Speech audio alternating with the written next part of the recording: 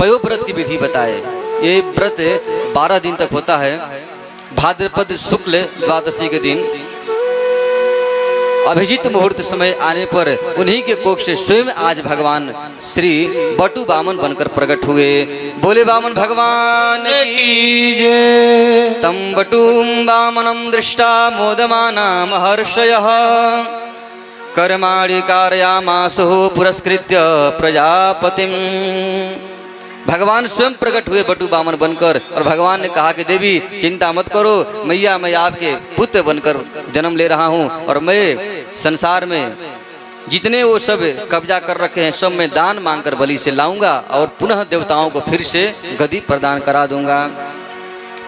तो भगवान बटु वामन बड़े छोटे से हैं, वे अपने हाथ में कमंडलू लिए हैं और मांगने के लिए जा रहे हैं। कश्यप जी ने उन्हें मेखला पहनाई, सरस्वती मैया ने रुद्राक्ष की माला भेंट कर दी, पृथ्वी मैया ने चरण पादुका दी, आकाश ने एक छत्र भेंट किया, कुबेर जी ने भिक्षा पात्र दिया, अन्नपूर्णा मैया ने स्वयं उसमें भिक्षा पात्र में कुछ द्रव्य दक्षिणा डाल दी, बृहस्पति जी ने गायत्री मंत्र फूंक कर उन्हें एगो पवित्र धारण कराया। गुरु जी को प्रणाम किए, बोले गुरुदेव क्या चाहिए।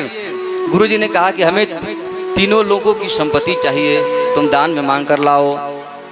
बटु वामन भगवान मांगने के लिए चले हैं। छलयस विक्रमणे बलिमत भूत वामन पदन खनिर्जनित जन पावन केशव धृत वामन रूप जय जगदीश हरे। भगवान बड़े सुंदर भगवान की छवि है।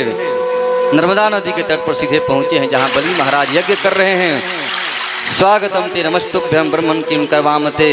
उनको देखते ही सभी ऋत्विज खड़े हो गए, बड़ी बड़ी साष्टांग दंडवत होने लगे। सभी लोग प्रसन्न होकर स्वागत किए। बलि महाराज ने कहा कि प्रभु ब्राह्मण देव आप मेरे दरवाजे पर आए, घर पे आए, आपको क्या चाहिए, जो चाहिए सो मांग लीजिए, मैं आपको दे दूंगा।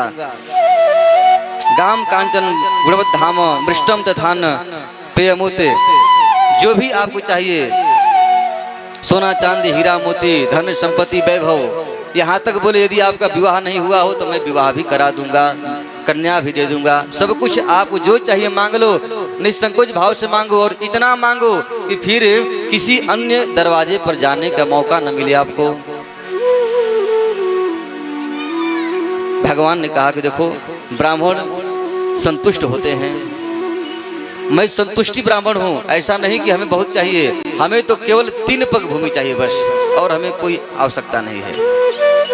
बलि महाराज ने कहा क्या प्रभु धन्य है आप ब्राह्मण देव, देखने में भी आप छोटे लग रहे हैं और आपकी हमें लग रहा बुद्धि भी छोटी ही है। अरे 3 पग में क्या होगा। भगवान ने कहा कि हमें 3 पग ही चाहिए, यदि दे सकते हो तो दो, नहीं तो अपने राम जी तो चले। बोले नहीं नहीं आप ले लीजिए। जैसे ही संकल्प करने के लिए चले तब तक उनके गुरु शुक्राचार्य जी सामने आए। बोले अरे राजन, हे राजा सुनो एक बात कहूँ, यह वेदन को परायण है, अदिति के पयोव्रत से प्रगटा भक्तों के लिए तारायण है। भृगु जी के सुंदर चरणों को वक्षस्थल पर धारायण है, नहीं बामन है नहीं तिरपन है, तेरे द्वार खड़ा नारायण है। बोलिए कोई द्वार, ये कोई बामन तिरपन नहीं है, अरे साक्षात नारायण है, इसलिए इसको तुम कुछ मत दो, नहीं कह दो कि हम नहीं देंगे कुछ भी आपको। बलि महाराज ने कहा कि गुरुदेव ये आप क्या कह रहे हैं, मैं वचनबद्ध हूँ, मैं तो देकर ही रहूंगा। शुक्राचार्य जी बड़ी नीति की बात कहे, बड़ी सुंदर बात कहे। बोले 6 जगहों पर झूठ बोलने पर भी पाप नहीं लगता है। स्त्रीषु नरम विवाहे च वृत्यर्थे प्राण संकटे, गो ब्राह्मणार्थ हिंसायाम नानृतम सा जुगुप्सितम। पति पत्नी आपस में मजाक कर रहे हैं, विनोद कर रहे हैं, तो उस विनोद में यदि कुछ झूठ बोल भी दिए तो वो पाप नहीं लगता है। प्रेमी प्रेमिका पति पत्नी यदि मजाक में कुछ झूठ भी बोल दें तो वह झूठ नहीं चलेगा। अब पत्नी ने कहा कि 1000 की साड़ी लेकर आना। अब पति देव के पास 500 ही रुपए है। वो जानते हैं कि यदि मैं सस्ता ले गया तो फिर मेरी खैरियत नहीं है, तो सीधे पति देव झूठ बोल सकते हैं, अरे मुझे तो याद ही नहीं रहा, क्या कहूँ, अब इतने सामान लेना था कि मैं भूल ही गया। देखो ना पैसा तो मेरे बगली में है, मेरे पॉकेट में पैसा पड़ा हुआ है, अब देखने थोड़ा जा रही है। एकदम मुझे चलते चलते मैं भूल गया। तो ऐसी झूठ चल सकती है। दूसरी झूठ कहाँ, शादी विवाह में भी थोड़ा बहुत झूठ चल सकता है। लड़का के हिसाब पर 6 बीघे आ रहा है, 10 बीघा भी चल सकता है, कोई बात नहीं है।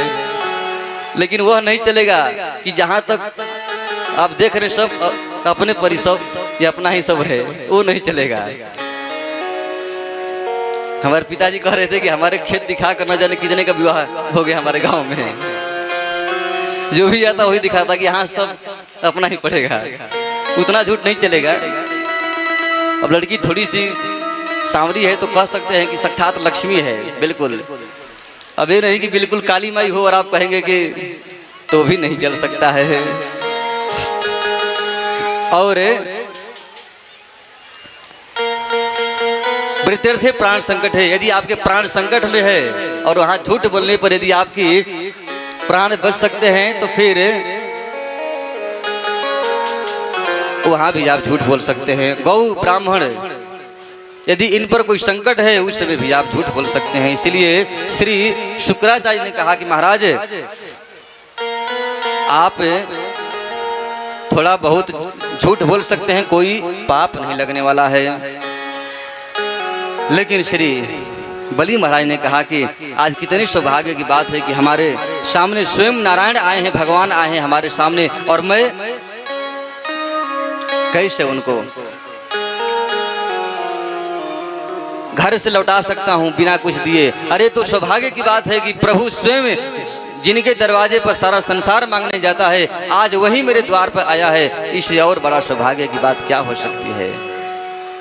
दूसरी बात ये भी है, यदि वो सही में भगवान है, नारायण है, यदि मैं न भी दूं तो सब ले लेंगे, इसलिए देने में ही बहादुरी है, इसलिए मैं तो 3 पग दूंगा ही। उन्होंने संकल्प किया और भगवान ने कहा कि ठीक है मैं नाप डालूं। बोले बिल्कुल आप मापिए। और भगवान ने खूब बृहद अपना विराट रूप धारण किया और भगवान ने नापना शुरू किया। एक ही चरण में भगवान ने अतल बितल सुतल तलातल महातल सातल पताल भूर भुव स्व मह जन कपल सत्य सब भगवान ने एक ही बार में सब नाप दिया। 2 पग में, 1 पग में तो पूरा नीचे के, 1 पग में पूरे ऊपर के जितने 7 लोग है सब नाप दिए। तीसरा पग रह गया। भगवान ने कहा इसको मैं कहाँ रखूं। बलि महाराज ने कहा कि प्रभु बहुत आप छलिया हो, आए तो थे बड़े छोटे से बनकर और नापते समय इतने बड़े बन गए। मेरे साथ आपने छल किया, लेकिन फिर भी प्रभु मैं झूठ नहीं बोल सकता हूँ। हमारे बड़े बड़े दानी प्रतापी राजा हमारे कुल में हुए हैं, इसलिए मैं अपनी बात को, अपनी वाणी को देकर मुकर नहीं सकता हूँ। इसलिए धन से अधिक धनी व्यक्ति होता है जिस व्यक्ति ने धन कमाया है, इसलिए मुझे भी आप नाप डालिए। भगवान ने एक पैर उनके सर पर रखा है और भगवान ने नाप लिया और अंत में भगवान ने कहा कि ये पूरा हमारा अभी तक दिया नहीं, इसलिए भगवान ने उसको वरुण पाश में बांध दिए। स्वयं वहां पर प्रहलाद जी भी प्रकट हुए हैं, वो भी भगवान की बड़ी दिव्य स्तुति किए हैं और अंत में भगवान उन्हें सुतल लोक को राज्य देकर उन्हें राज्यपाट पर सौंप दिया। इस प्रकार भगवान देवराज इंद्र को पुनः स्वर्ग का जो साम्राज्य था, स्वर्ग था, उसे भगवान ने प्रदान किया।